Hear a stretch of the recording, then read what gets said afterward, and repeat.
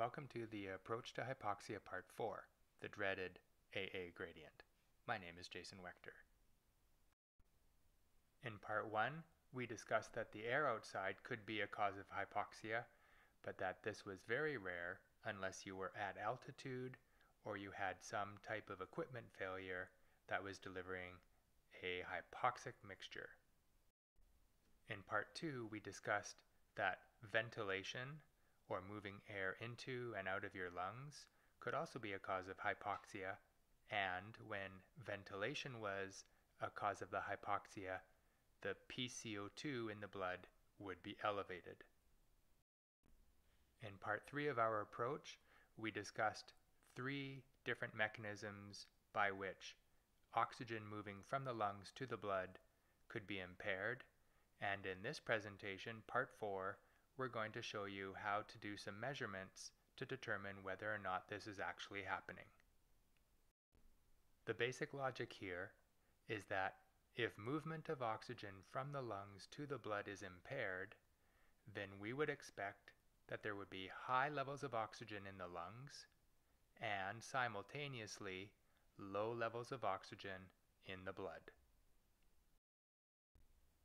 We are going to show you some equations, but before we do, we have to start off by explaining the convention. Capital letter A refers to the alveolus. Lowercase a refers to the artery. And I apologize, this is a very subtle difference, but it is a very important difference. Using our image of an alveolus and a capillary, we can represent the partial pressure of oxygen in the alveolus as P capital A O2. We can represent the arterial partial pressure of oxygen as P lowercase a O2. And we can also look at the oxygen level in the veins, and we call this the venous oxygenation, which is PvO2.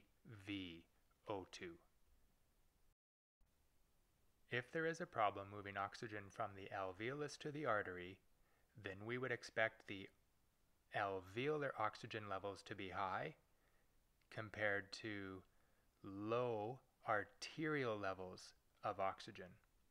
And if we were to subtract alveolar oxygen minus arterial oxygen level, we would expect a large value or a large difference between these two values.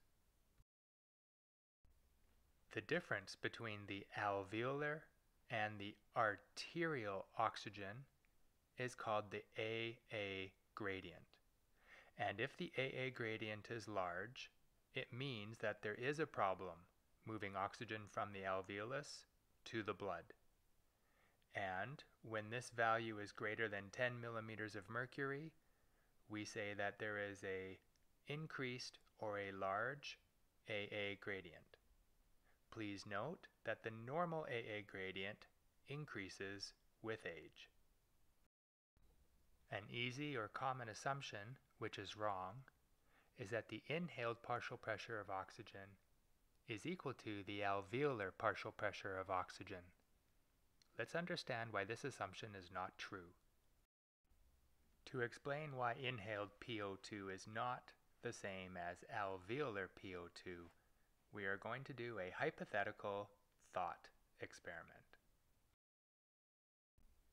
Imagine that we can magically stop time, and we could stop all diffusion of oxygen from the alveolus to the capillary.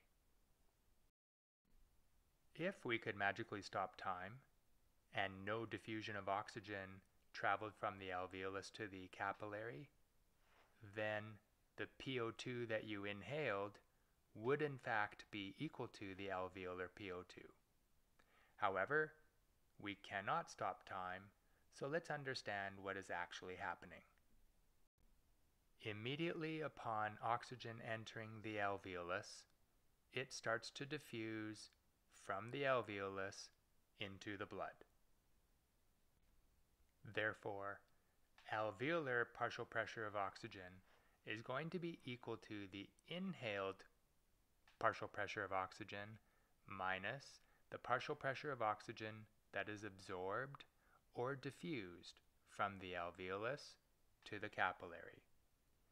We have covered in previous presentations the calculation of partial pressure of oxygen in the air that you breathe in, which is atmospheric pressure minus partial pressure of water, which is 47, multiplied by FiO2.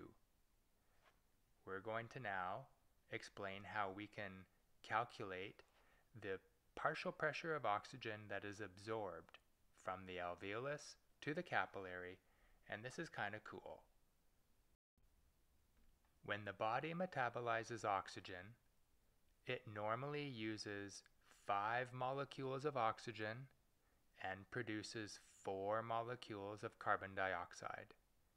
And this ratio of carbon dioxide to oxygen is called the respiratory quotient and is equal to 0.8.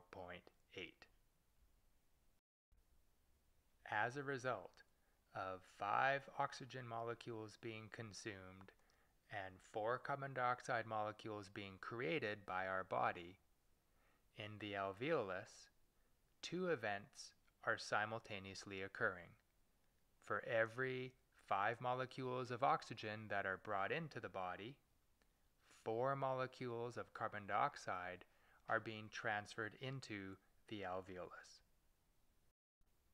What this means is that for every 4 molecules of carbon dioxide that are transferred into the alveolus, we can calculate that there were 5 molecules of oxygen that diffused from the alveolus into the capillary. One thing that we know is that carbon dioxide very rapidly diffuses from the blood to the alveolus.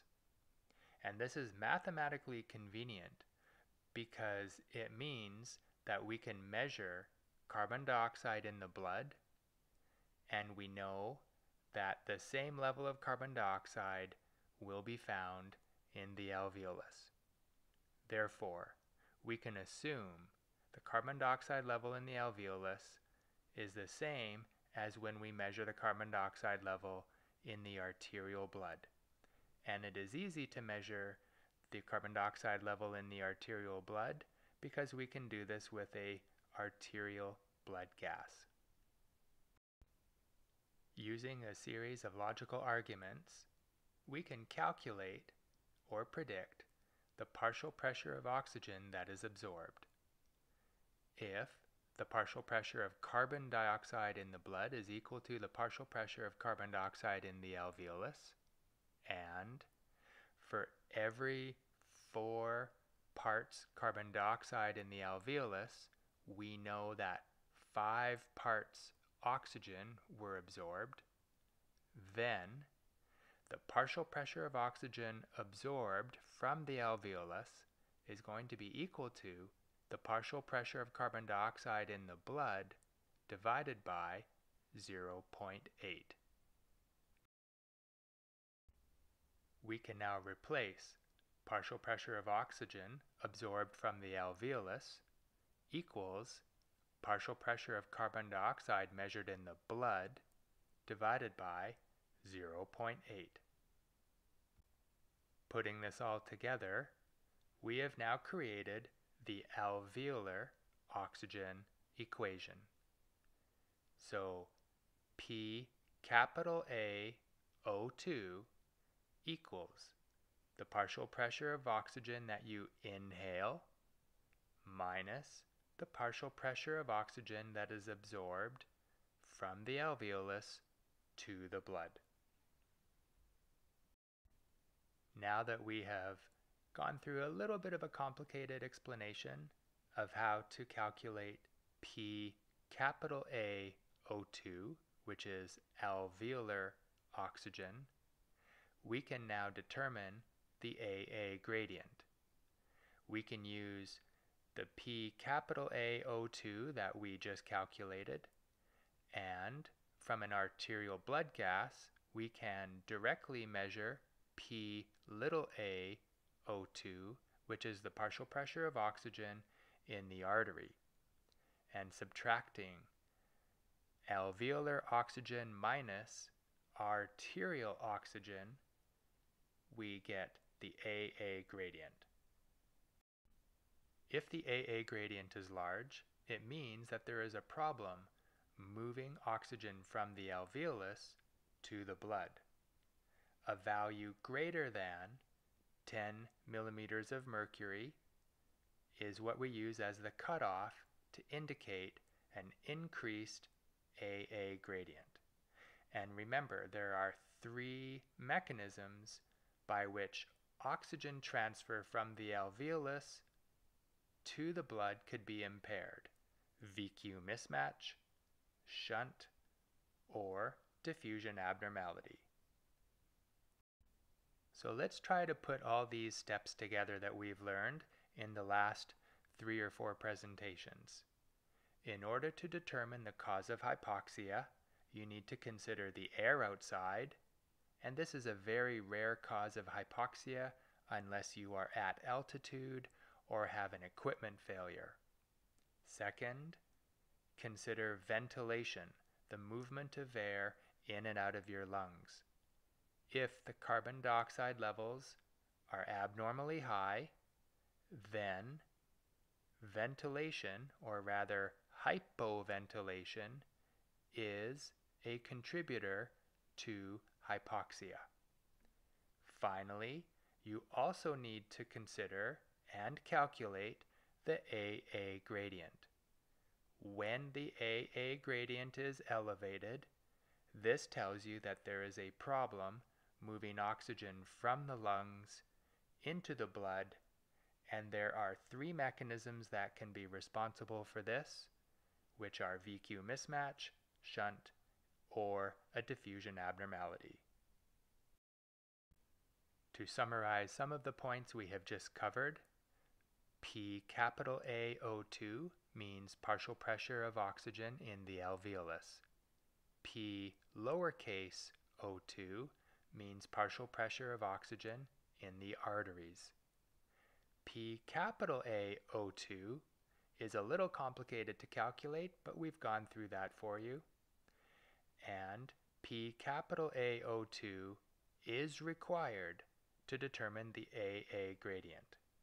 And a large Aa gradient means impaired transfer of oxygen from the lungs to the blood. To help organize your thoughts for approach to hypoxia, you can use this flowchart. Step 1. What is the air outside? Is the patient at altitude? If yes, then there could be low inspired oxygen. If the answer is no, then the patient probably has normal inspired oxygen. Step number 2, ventilation. Is the carbon dioxide level elevated?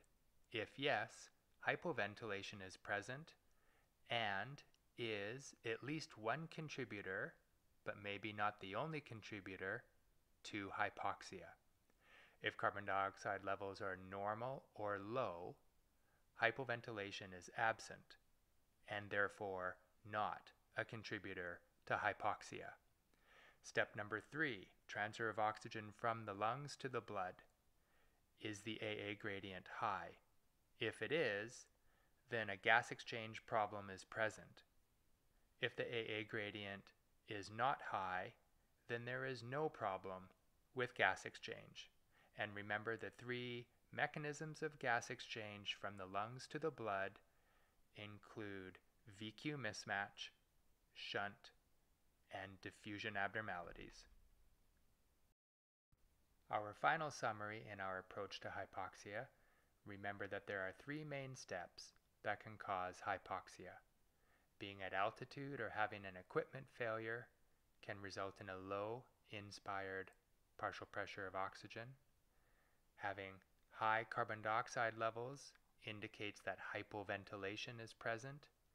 Having a high Aa gradient indicates that there is a problem transferring oxygen from the lungs to the blood. Any of these steps can have a problem at the same time. Therefore, a problem in one step does not rule out a problem in the other two steps, and therefore we need to always pay attention to all three steps.